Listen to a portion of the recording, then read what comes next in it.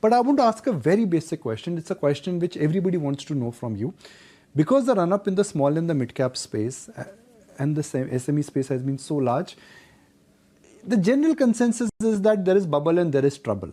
Is there a risk to Indian markets purely based on valuations? Yeah. So I think there is a time correction.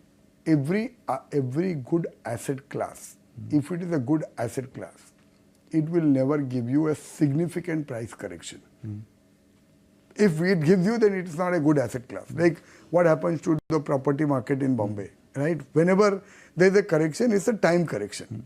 In my opinion, markets are already going through that time correction in a broader market, not in the small and mid cap, but in the broader market. We spoke, Nifty has not given 5% return, and we are in the midst of a big bull market, right?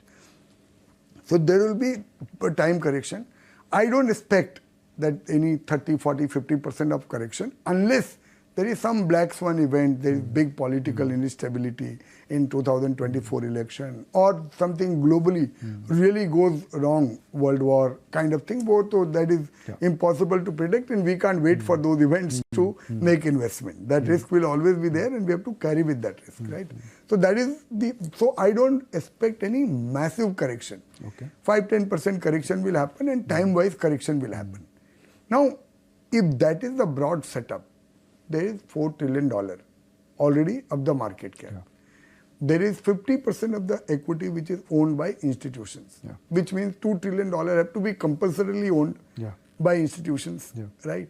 So there will always be some stock, some themes which will work out, even in a market which is stable and not correcting big time. So I'm just coming to the same point, Nikunj. If you ask me, is it that real screaming opportunity where I can thumb the table and say that bangdi bech ke share le lo? May not be that is not the case. But you know, as equity investors, we have to stay in equity.